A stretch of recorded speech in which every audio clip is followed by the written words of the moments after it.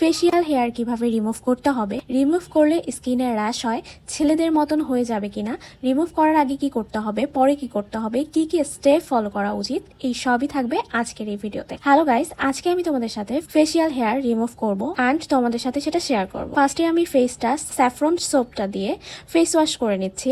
তোমরা যে কোনো ফেস ওয়াশ দিয়ে এটা করতে পারো। দেন আমি একটি স্ক্রাব ইউজ করে নিচ্ছি। তোমরা তোমার বাসায় যে কোনো মাইল্ড স্ক্রাব যেটা আছে সেটাই অ্যাপ্লাই করতে পারো। ফেসটা নর্মাল পানি দিয়ে ওয়াশ করে নিচ্ছি। এবারে আমি একটি সুদিং জেল ইউজ করব। আমি ন্যাচারাল রিপাবলিক সুদিং জেলটা ইউজ করছি। এটা অ্যাকচুয়ালি অনেক ভালো, আমার কাছে এটা অনেকদিন যাবতই আছে, আমি ইউজ করছি। এটা ফুল ফেসে সুদিং জেলটা ইউজ করে নিব। দেন আমি একটু ফেসটা মাসাজ করে নিব, এতে ব্লাড সার্কুলেশনটা বাড়বে। যেহেতু স্ক্রাব ইউজ করেছি, তো এটা করলে স্কিনটার জন্য খুব ভালো হবে। 2 থেকে 3 মিনিট স্কিনটা মাসাজ করার পরে একটি ফেসিয়াল রেজর দিয়ে উপর থেকে আস্তে আস্তে রিমুভ করে নিব।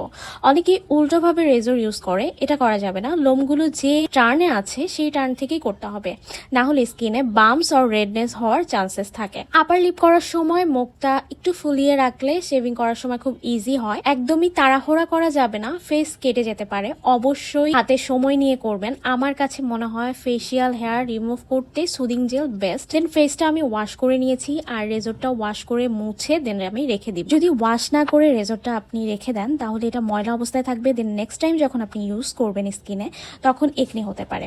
এবারে ফেসে আইস রাফ করে নিব। এতে ফেসে রেডনেস থাকলে সেটা চলে যাবে।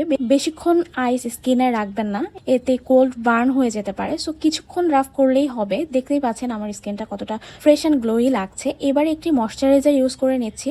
ফেসিয়াল হেয়ার রিমুভ করার পর মাস্ট কিন্তু সানস্ক্রিন ইউজ করতে হবে, নাহলে সানবার্ন হয়ে যেতে পারে। Thanks for watching. For more content follow my page Shantita Setu. Tata.